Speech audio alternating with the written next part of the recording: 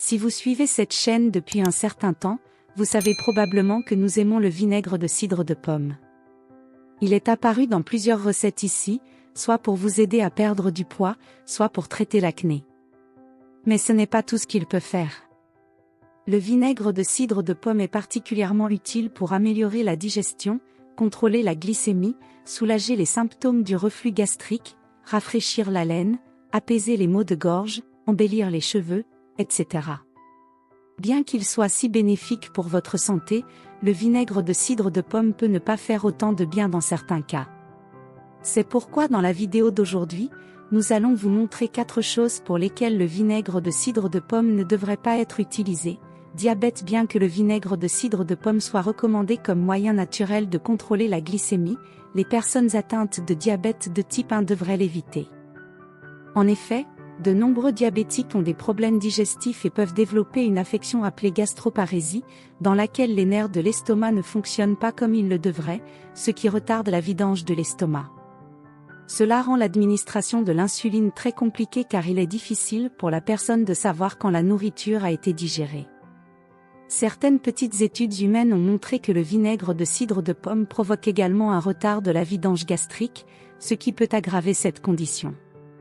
Dans Sensible, certaines études ont montré que l'acide acétique contenu dans le vinaigre de cidre peut éroder l'émail des dents.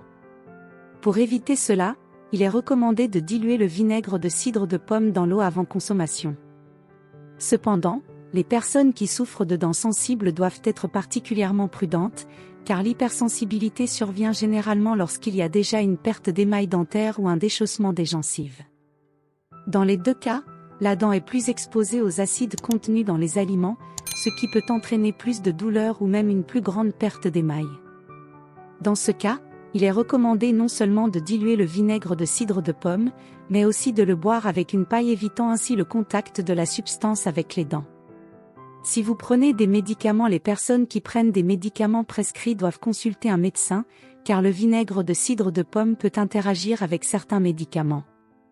Certains exemples de médicaments pouvant interagir avec le vinaigre de cidre de pomme comprennent les médicaments contre le diabète, qui peuvent trop abaisser les niveaux de sucre dans le sang et de potassium. Cela s'applique également aux médicaments destinés à abaisser le taux de potassium dans le sang.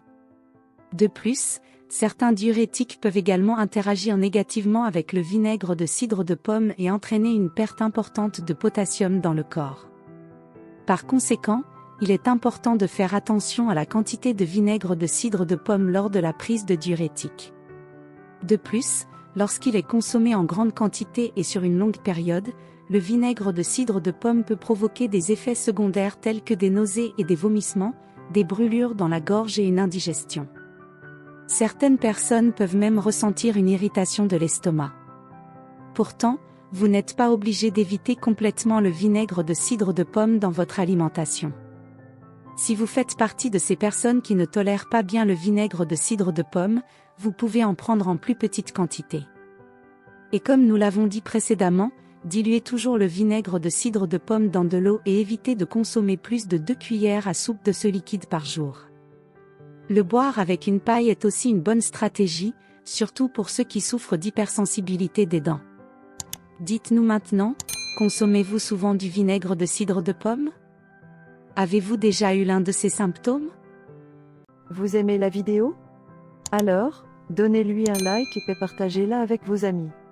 N'oubliez pas de vous abonner pour être averti des nouvelles vidéos.